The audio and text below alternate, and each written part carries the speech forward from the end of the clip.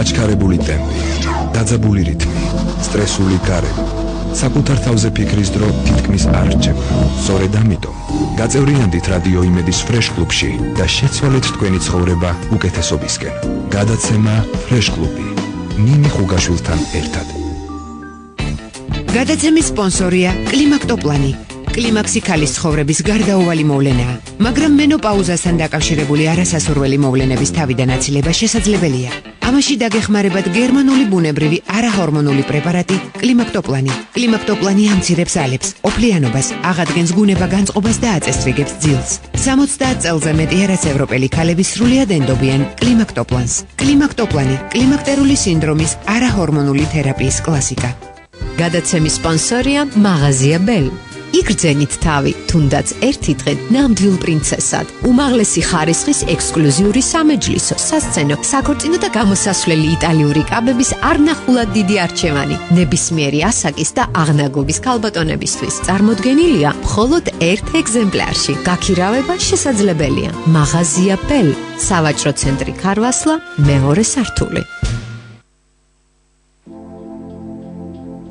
დამშვიდობისა, მოგესალმებით ყველას, თქვენ უსმენთ რადიო იმედს, მე ნინი ხუგაშვილი ვარ და ღიეთერში გთავაზობთ გადაცემას ფრეშ კლუბი. წლის ბოლო გადაცემა, გადავწყვიტე რომ დავუთმოთ მომავალი წლის ასტროპროგნოზს და სწორედ ამისთვის ასტროლოგი ბატონი მიხეილ ცაგარელი იქნება ჩვენი სტუმარი, რომელიც ტელეფონის მეშვეობით გვერდება. უღრმესი მადლობა ბატონო მიხეილ, მოგესალმებით. დიდი მადლობა რომ იღებთ. მოგესალმებით, ბედნიერ დღეს გისურვებთ პირველ რიგში. ძალიან დიდი მადლობა. ჩემს გადაცემას ტრადიციულად თითქოს დაბედებული აქვს, რომ წლის ბოლო გადაცემის სტუმარი ყოფთვის თქვენ ხართ ხოლმე, მაგრამ ამჯერად გამონაკლისი სახით ტელეფონით გვერდებით, ამიტომ ბევრი დრო რომ არ წაგართვათ, არც თქვენ და მსმენელიც რომ არ მოვღალოთ, დარწმუნებული ვარ რომ ის ელოდება კონკრეტულ და მნიშვნელოვან ინფორმაციას თქვენგან. მოდით ამიტომ დავიწყოთ. 2015 წელი თავდაპირველად ძალიან მოკლედ გითხარით, როგორ უნდა შევხვდეთ, დიზაინერები გვეუბნებიან რომ უნდა გვეცოს ლურჯი ფერი, მაგრამ მე მგონი თქვენ ამას სხვაგვარად უყურებთ, ამიტომ მოდით ამ შესახებაც გვიამბეთ. რასთან გვაქვს საქმე, ვისთვის არის ყველაზე პოზიტიური, ასე ვთქვათ, ფავორიტები, ვინ იქნებიან, ყველაზე მნიშვნელოვანი მოვლენები რა იქნება ჩვენს ცხოვრებაში 2015 წელს. გისმენთ თუ შეიძლება გვიამბეთ. ძალიან საინტერესოა, სხვათა შორის დიზაინერებს თუ კითხავთ, საიდან მოაქვს ლურჯი ფერი. მათ ცოდნის კრიტერიუმი მაინტერესებს, საიდანაც ხო უნდა მოვიდეს. აი მე გეტყვით, მე საიდან მომბათ ასტროლოგია, გვამსწრებს რომ არ 12 ზოდიაქოს ნიშანს მართოს 5 ასტროლოგიური სტიქია. სტიქიები გვაძლევენ ფერებს. სტიქია ამ წლისა ეს არის ხე. ხის მთავარი ფერი არის მწვანე. ამიტომ მწვანე ფერის თხის, ანუ ცხვრის წელიწადია. რადგან ახლა ავახსენეთ ხე, აქედან გამომდინარე, ესე იგი ხის სტიქიის სხვა ფერებიც მისაღებია, ოღონდ პრევალირებადი არის მწვანე, მაგრამ ამის გარდა ყვითელი, ოქროს ფერი, ბეჟი, კრემის ფერი, ყავის ფერი, კი ბატონო მისაღებია. ლურჯი არის ოღონდ ერთ-ერთი ფერია და არა წამყვანი ამ წლისა, რატო? იმიტომ რომ ხე მეგობრობს წყალთან. წყალი ასაზრდოებს ხეს, ამიტომ ფერი წყლისა არის ლურჯი. აქსესუარებში მცირეოდენი რაოდენობით შეგვიძლია შევიტანოთ თხის დამცავი ელემენტის, ანუ ცეცხლის სტიქიის ფერი, წითელი, მაგრამ ძირითადი ფერი არის მწვანე.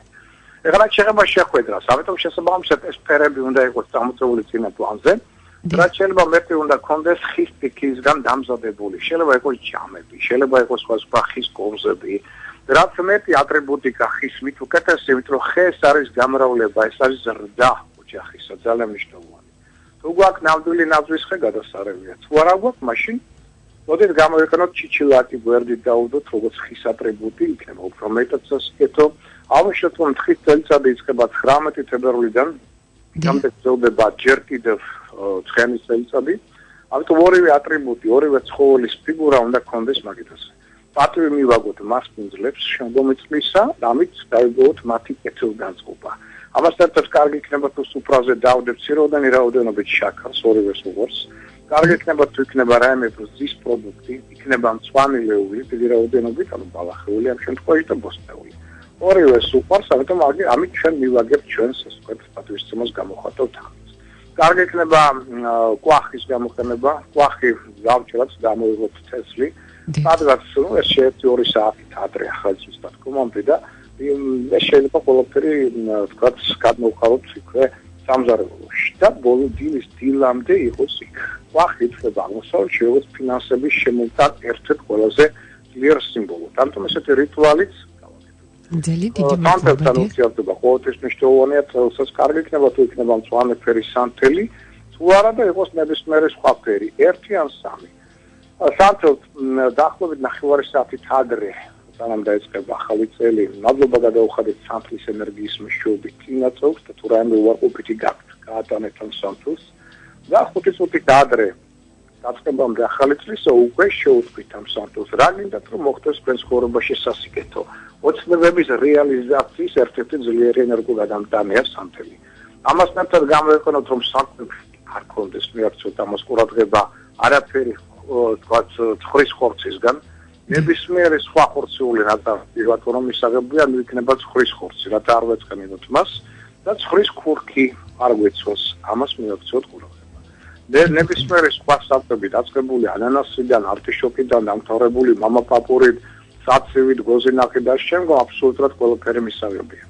აქ არაფერი უჩვენება არ აქვს. ესე იგი, კარგი იქნება თუ ნალის სიმბოლიკას გამოიყენებთ, იმიტომ რომ ჯერ კიდევ უძელდება ცხენის წელიწადი და ნალი ბავშვებს კარებთან იქნება ასევე საუკეთესო ამულეტი, ასე თქვა, საშუალება და მიაქცევთ ყურადღება იმას, რომ კარგი იქნება თუ იქნებიან ბავშვები. იმიტომ რომ ორივე ეს ზოდიაქოს ნიშანი ცხენი და თხა არის დამცავი ბავშვების, ესე ითვლება აღმოსავლეთში. ამიტომ რაც მეტად ბავშვები ეყოლებიან სახალხოს უფრაზე მით უკეთეს. ეს ნიშანი ტრადიციონალისტია, თხად და სხვა შორის ცხენიც, ამიტომ კარგი იქნება უფროს ოჯახის წევრებთან ურთიერთობა სახალხო ღამეს. თუმცა აღნიშნოთ რომ ჰაერის და ასევე ექსკლისტიკიების ნიშნები უფრო მეტად მათ უყვართ რესტორანში ან სადმე სხვაგან ურთიერთობა. კი ბატონო, ესეც მისაღებია რომ ეს თხა რადგან არის სოფლის ასე ვთქვათ პეიზაჟთან ასოცირებული, ამიტომ შეიძლება სოფელში, შეიძლება სადმე აგარაკზე, ან სადმე ბუნებაშიც კი შეხვედრა ისა აქ ჩვენ უკუჩვენება არ გვაქვს.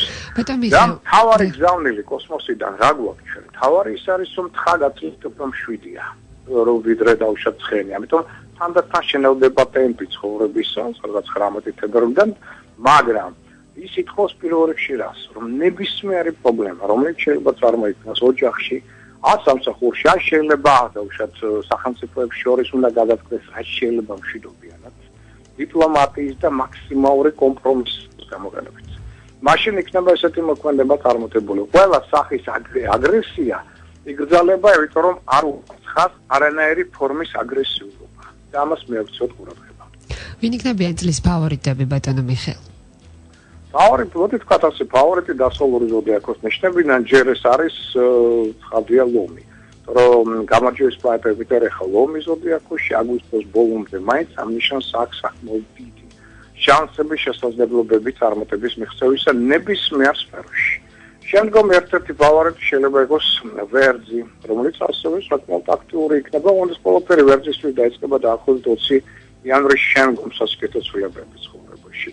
ასევე ფავორიტი იქნება განსაკუთრებით თებერვლიდან მოდით კატასტროფა სექტემბრამდე მერწყული ზოდიაქო, აქ ფარველი ანგლისი მაქსიმალურად ფარველობს მას და ეხმარება.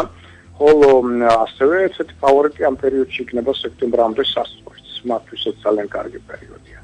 მაგრამ სამაგიეროდ სასწორს პრობლემები დაიწყება უკვე სექტემბრიდან. და უნდა იყოს ძალიან ფრთხილად, მათ შორის სასამართლო პროცესებისგან იურიდიული ყველა საბუთი უნდა კონდეს წესრიგში, პირადი ურთიერთობებში შეიძლება წარმოიქმნას გარკვეული სირთულეები. ქართულს პირიქით, პირველი ნახევარი საკმაოდ რთული, რომელიც გასწონს 11 აგვისტომდე, აი შემდგომ პირიქით, უკვე გამარჯვების შანსები რადიკალურად მოემართებს მის ცხოვრებაში და მიეცემა გარკვეული დანაკარგების კომპენსირების საშუალებაც კი. თემზებისთვის ძალიან კარგი პერიოდია განსაკუთრებით სექტემბრიდან, როდესაც უკვე მათი იდეების პრაქტიკული რეალიზაციის ხორცშეს შეიძლება სასწავლო პარტნიორულ ურთიერთობებს უფრო მაღალ დონეზე აყვანის ტენდენცია მეტად იჩინოს თავი. ხის რკამ განსაკუთრებით უნდა იაქტიუროს დაახლოებით 20 მარტამდე, აი ახლა. შემდგომ უფრო ისეთი 7, მაგრამ სტაბილური პერიოდი აქვს და ახლა 20 მარტამდე ძალიან ისეთ კარგი წარმატების შანსები აქვს მას ყველა დონეზე. და შეგვიძლია მშვილდოსანს ავარი მოხუჩი პლანეტოს სატურნი ახლა გადადის მიზოდიაქოს ნიშანში. ამიტომ ყველაზე კარგი პერიოდი მას ექნება 16 ივნისიდან 19 სექტემბრამდე. დანარჩენ პერიოდში შეიძლება იგრძნონ მშვილდოსნებმა, რომ რაღაცა ამოხრუჭებს მათი იდეების რეალიზაციას და დაჭირდებათ ორმაგი ძალისხმევის ნებისყოფის მოთმენების გამოვლენა, რათა როგორმე ეს დამამხრუჭებელი ფაქტორები გადავახონ. და არჩენი ზოდიაქოს ნიშნებისთვის წელიწადი ნეიტრალური საშუალოა, მოდით ესე ვთქვათ, შეგადაში იქნება წარმატება, ზოგჯერაც არომატებლობა, საშუალოა. რაც შეეხება აღმოსავლურ ზოდიაქოს ნიშნებს, თავარი ფავორიტები ჩვენ გვყავს თხის წელიწადში დაბადებული ადამიანები, ასევე კატის წელიწადში დაბადებულები და ტახის წელიწადში დაბადებულები. მათ შემდგომ ფავორიტებში შეიძლება უცოტა ნაკლებად უკვე ხუთქულიანი სისტემით 4-იანზე შევაფასოთ. ისეთი ნიშნები, როგორიც არიან დაუშვათ ვეფხვის წელიწადში დაბადებულები, ცხენის წელიწადში დაბადებულები, ასევე გველის წელიწადში დაბადებულები და მამლის წელიწადში დაბადებულები. ოღონდ მამალი, რადგან თავისი ბუნებით ცოტა აგრესიულია, მაქსიმალურად უნდა დაიოყოს აგრესია, რათა წელიწადმა უფრო მეტად სასიკეთო ელფერი მიიღოს. პრობლემები შეიძლება მეტად შეიქმნას დრაკონის წელიწადში დაბადებულებს, ასევე ხარის და ასევე, მოდით ვთქვათ ასე, გარკვეულწილად მაიმუნის წელიწადში დაბადებულებს. ოღონდ მაიმუნს ცოტა ნაკლებად, უფრო მეტი სრთულები შეიძლება წარმოადგენს ხოშვის ზაღლის წელიწადში დაბადებულებს. დანარჩენები, რომელიც არ აღნიშნეთ, მათთვის ურთიერთობა საშუალოა. ბატონ მიხეილე, მახსოვს რომ შანსს როდესაც ბრძანდებოდი ჩემ გაცემის სტუმარი, მითხარით რომ ცხენის წელისთვის დამახასიათებელი უნდა ყოფილიყო ნაყოფიერება, რაც თქვათ ჩემი მიკროდაკვირვებით შედგა. წელს რა იქნება, თქვათ, მთავარი დომინანტი და ასე რომ ვთქვათ ასე, მოსავლისთვის საკმაოდ კარგი წელიწადია, ამიტომ ტრადიციულად თხის წელიწადში ბარაქიანი მოსავალია. ძალიან კარგი იგი პირადი სასპარულო პარტნიორული ურთიერთობებისათვის, საოჯახო კონტაქტებისათვის. კოლექტივისტია თხად, ამიტომ კოლექტიური ძალისხმევაც იქნება მეტად სასიკეთო, სოფლის მეურნეობა მეტად განვითარდება, ვაჭრობა, კვების მრეწველობა და ასე შემდგომ, მაგრამ იქნება სერიოზული სოციალური, პოლიტიკური, იდეოლოგიური და ყველა სხვა სახის რეფორმების, სერიოზული რეფორმების და ცვლილებების წელიწადია, რომელიც შეიძლება საქართველოს კარგი ხანი კიდე არ ქონდეს ასეთი ცვლილებები, როგორც ახლა ჩვენ შეიძლება ქონდეს, იმიტომ ყველა სფეროში დაწყებული პოლიტიკური იდეოლოგიური კუთხიდან სასწრაფოდ დაინახავთ, რომ უამრავი შეიძლება ხელმძღვანელი მინისტრი, მოადგილე, დეპარტამენტის ხელმძღვანელი შეიცვალოს, მოვიდნენ აბსოლუტურად ახალი კადრები, რომელიც ხელშეუწყობენ უკვე 2016 წლიდან საქართველოს განვითარებას, შეიძლება დაბრუნდნენ ძველი პროფესიონალი აუცილებელი ქვეყნისთვის კადრები. ამის გარდა იწყება სამწლიანი განათლების სისტემის სერიოზული რეფორმა, რომელიც ასევე რასაკვირველია, ახლა ეს რეფორმები გარკვეულ პროტესტებსაც გამოიწვია, რადგან საპროტესტო აქციები, მიტინგები ჩვენ გვექნება. მათ შორის განსაკუთრებით აი თებერვალში, მარტ-აპრილში, ნაწილობრივ მაისში ეს პირველი თვეები, შემდგომ შეიძლება სექტემბერში გავუვიდეს, ნოემბრის ბოლოს და განსაკუთრებით დეკემბერში ეს თვეები ყველაზე რთულია ამ თვალსაზრისით. და იქნება სერიოზული ცვლილებები სპორტის სფეროში, მათ შორის ფეხბურთის ფედერაციაში, ცვლილებები მოსავალნელია იურისპრუდენციაში, მათ შორის ახლა პროკურატურიდან დაეწყება ცვლილებები და დამთავრდება შემდგომ სასამართლო, ასე ვთქვათ, სისტემით და მედიცინაში, განსაკუთრებით სამედიცინო შესწავლების დაშრობის ალბათობა მაღალია. ეს გამოიწვევს ხადია ცვლილებებს, როგორც ხელმძღვანელ პირებში, დაღარეკიმებში და ასე შემდგომ. და გადავავთვალოთ საერთოდ უჯებესია, რომ ახლა ჩვენ 11 აგვისტომდე მაინც ნებისმიერი დიაგნოზი იყოს გადამოწმებული პრობლემების შესწავლების ალბათობა ძალიან მაღალია.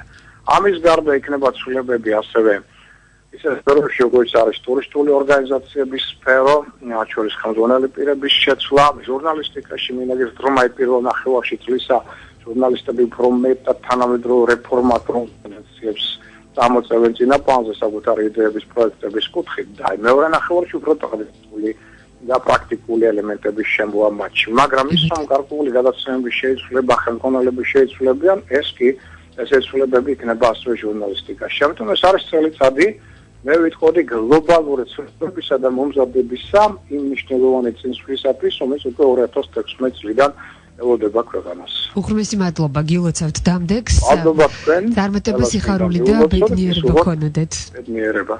უღრმესი მადლობა, მიხეილ ცაგარელი საუბრობდა გაცემა ფრეშ კლუბის ეთერში. გაცემა პრაქტიკულად ამის დასრულებულია. წელს უკვე ბოლოჯერ შევხვდით ამ გადაცემით დღე ეთერში ერთმანეთს. უღრმესი მადლობა ყურადღებისთვის. საუკეთესო წელი მინდა გისურვოთ ყველას. გილოცავთ დამდეგს და ბედნიერად. საუკეთესო სურვილებით გემშვიდობებით. ნინი ხუგაშვილი უკვე მომავალ საეთერო შეხვედრამდე. მომავალ წელს ბედნიერად. აჩქარებული ტემპი, დაძაბული რითმი, სტრესული გარემო, საკუთარ თავზე ფიქრის დრო თითქმის არ რჩება. სწორედ ამიტომ გაწევრიანდით რადიო იმედის ფრეშ კლუბში და შეცვალეთ თქვენი ცხოვრება უკეთესობისკენ. გადაცემა ფრეშ კლუბი, ნინი ხუგაშვილთან ერთად.